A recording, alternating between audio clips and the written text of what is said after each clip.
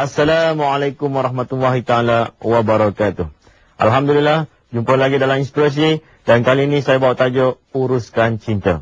Ini terutama pelajar-pelajar universiti. Baru-baru ni saya ke universiti dan ceramah di beberapa universiti dengan tajuk cinta. Dan tajuk cinta ni tajuk yang paling popular, yang paling disukai di kalangan mahasiswa-mahasiswi di universiti terutamanya. Jadi anda nak bercinta dalam peringkat umur yang begini, saya rasa ia tidak ada kesalahan. Namun begitu, yang paling penting adalah bagaimana kita nak menguruskan cinta. Oleh itu insya-Allah hari ini saya akan terangkan lebih kurang dalam 10 tips bagaimana nak menguruskan cinta dalam bahagian yang pertama. Dan insya-Allah kita akan sambung pula dalam bahagian yang kedua. Saya bagi 10 tips lagi. Jadi raja-rajalah pagi-pagi lihat Inspirasi. Yang pertama sekali, bagaimanakah kita nak mengurus cinta? Dalam mengurus cinta, pertama pilihlah teman yang istimewa. Yang anda ingin pilih itu ialah pilih kerana Allah.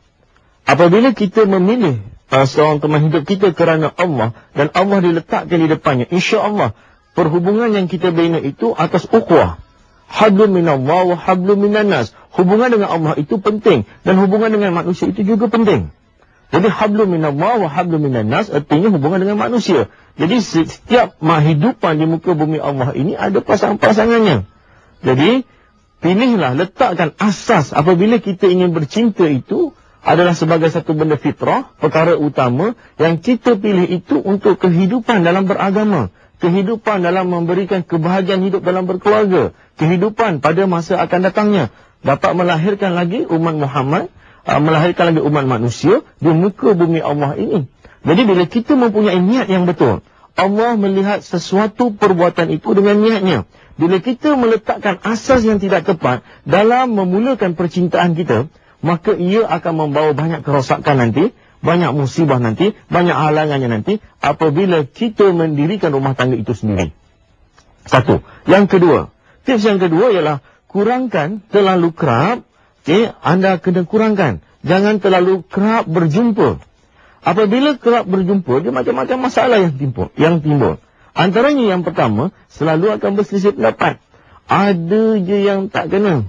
Jadi dalam kita bercinta ni, di kalangan mahasiswa-mahasiswi terutamanya, saya kalau berjumpa di dalam bilik kuliah dan sebagainya, itu tidak menjadi masalah. Yang saya maksudkan ialah perjumpaan ni secara resmi. Secara resmi itu macam mana? Dia duduk berdua-duaan, berbincang, berbicara dari hati ke hati, dan perkara ini jangan dibuat selalu-selalu sangat. Kalau dibuat selalu-selalu sangat, nanti tak ada cerita lagi. Semua perkara yang dicerita, dibincangkan, dan kadang-kadang yang paling bahayanya ialah apabila dia menyentuh beberapa bahagian bab yang menyentuh kepada perasaan. Nanti bila ada pendapat, perbalahan, itu akan berlaku dan akhirnya boleh membawa kepada perpisahan. Alright? Jadi saya ingatkan para pelajar, terutamanya mahasiswa-mahasiswi, pastikan kalau bercinta, kurangkan jumpanya. Jangan terlalu kerap, jangan selalu sangat. Seminggu mungkin 2 kali, sekali sudah memadai. Jangan tiap-tiap hari berkepit. Ini dibawanya kadang-kadang halal haram ini dah langgar kadang-kadang pegang wanita yang bukan mahramnya adalah dosa. Ingat, bercinta boleh, kena pandai urusnya. Yang ketiga, berjumpa di tempat yang awam.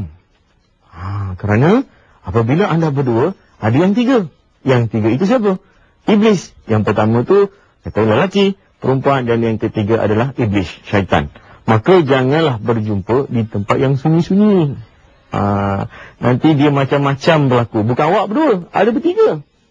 Jadi yang tiga tu nak hati-hati.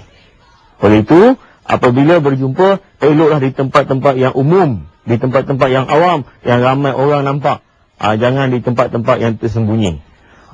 Tapi dia cakap dengan saya, Cikgu, tak privacy pula. Tak ada apa, macam nak bincang-bincang apa. Carilah tempat-tempat yang umum yang tak ramai orang. Ada, usahakan, kalau boleh di bilik-bilik, macam di bilik kaunselor, ada di bilik khasnya, tapi ada orang yang pantau anda. Itu tempat-tempat yang mungkin yang mungkin lebih tahu lagi, mahasiswa-mahasiswi lebih tahu lagi di mana tempat-tempat yang sesuai, yang boleh dijadikan perbincangan-perbincangan dari segi sudut hati ke hati. Tapi ingat, jangan selalu jumpa, sesekali jumpa. Yang keempat, elakkan daripada bersentuhan. atau berpegangan tangan. Kerana punca segala maksiat itu sedangkan dalam Al-Quran sendiri, jauhkan daripada zina. Bukan buat zina tu lagi. Allah dah menegur di dalam Al-Quran, jauhkan daripada zina. Jauh, bukan lagi. Kalau dah pegang tu, itu dah ada elektrik. Kadang-kadang mahasiswa yang lelaki datang jumpa saya, dia kata, Cikgu Zul, kita dah biasa pegang. Tapi bila dengar saya ceramah, tak boleh pegang pula. Tapi yang perempuan pula kalau tak dipegang marah dia. Sebab dah biasa dipegang. Bila tak pegang ni mengajuk dia. Ada tak sayang ke, dah ada orang lain ke. Kadang-kadang timbul pula masalah-masalah di sebaliknya. Tetapi anda kena bagi tahu teman anda itu bahawa perkara itu adalah haram yang akan dimurkai oleh Allah. Terangkan dengan tepat apa sebabnya awak tak nak pegang. Kadang-kadang keinsafan dah ada pada lelaki. Kadang-kadang keinsafan itu datang daripada perempuan. Tak kira dari mana datangnya, tetapi siapa yang ingin memulakannya, yang penting ialah terangkan ilmunya. Okey, mengapa tidak mahu menyentuh? Kerana setiap kali sentuh yang bukan mahram, itu yang bukan daripada yang dibenarkan oleh syariat, maka dia anggap dosa. Dan dosa itu yang boleh membawa kepada hubungan tadi akan makin lama makin renggang. Ingat, kalau anda sayang kepada hubungan anda, kasih sayang anda itu kepada teman anda kena jaga batasan-batasan dalam cinta. Oleh itu, uruskan cinta anda, pastikan cinta itu semakin berputik, semakin bersemai, semakin mekar, dan akhirnya boleh membawa kepada perkahwinan. Itu tidak menjadi masalah. Malah itu yang dituntut oleh syariat dalam beragama. Berikutnya, pastikan, kalau anda berbincang, pastikan topik perbincangan anda sebelum berjumpa. Kadang-kala membicarakan isi-isi yang sama. Saya mencadangkanlah kepada mahasiswa-mahasiswi, kalau nak berjumpa dengan teman-teman yang istimewa, apalah salahnya sesekali, anda sesekali catatkan apa yang anda ingin bicarakan. Kalau anda tak catatkan pun, anda boleh dalam minda, anda dah buat kerja dalam minda. Artinya, apa yang anda ingin perkatakan, apakah isu yang anda ingin bincangkan dengan teman anda nanti. Jangan sampai tak ada isu. Ini kadang-kadang yang berlaku. Bila dah berjumpa, ingin sangat jumpa. Dah jumpa, tak tahu apa nak kata. Tak tahu apa yang nak dipercakapkan. Tak ada isi. Yang paling menyedihkan, dua-duanya senyap dan kadang-kadang isi yang lama berulang-ulang. Ini akan membosankan. Dan dia juga boleh membawa kepada keretakan dalam hubungan. Nampak? Oleh itu, pastikan bila nak jumpa, ada isu-isu yang baru yang boleh anda lontarkan bersama dengan teman anda nanti. Berikutnya, kurangkan SMS. Ini kadang-kadang main SMS sampai handphone dia punya tu, sampai rosak tu. Yang paling ketara, kalau handphone tu huruf A. Kadang sampai huruf A tu dah tak boleh nak tekan dah. Huruf G, Y tu tak boleh. Kalau L tu pun dah tak boleh dah.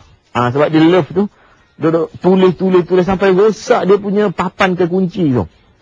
Dekat dia punya dekat handphone tu. Sampai dah tak boleh dah nak tekan. Itu menunjukkan yang anda selalu SMS. Oleh itu, sekiranya kita nak SMS, boleh, tetapi jangan terlalu kerap. Kadang-kadang dia tak jumpa. Okey, bagus. Tapi SMS-nya kadang-kadang bertalu-talu, banyak sangat. Ya, memang sekarang ni dah murah, saya tak nafikan. Namun begitu kita lihat, apa pula kesan-kesan yang lain? Kesan yang lain ialah dari segi masa. Masa anda banyak terbuang. Bila anda SMS tu, dia memerlukan masa, memerlukan tenaga. Jadi banyak masa, tenaga yang sepatutnya dibuat dalam pembacaan untuk bacaan, untuk buat assignment, kertas kerja sebagainya, telah banyak digunakan untuk SMS. Sedangkan anda ada tanggungjawab sebagai seorang pelajar, sebagai seorang mahasiswa, sebagai seorang mahasiswi. Jadi kalau dah hasil SMS dia, mana pergi masanya, mana pergi tenaganya, habis digunakan dengan SMS.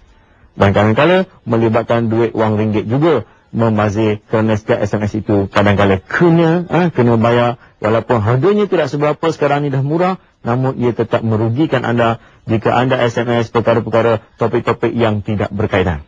Tapi kalau SMS berkaitan dengan subjek, berkaitan dengan isu-isu semasa, yang untuk perkara-perkara yang mendatangkan ilmu, itu tidak menjadi masalah.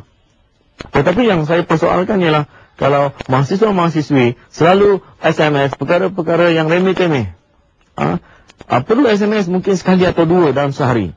Tetapi kalau dah dekat 20, 30, ada kala sampai 50, itu nak kena fikir-fikirkan.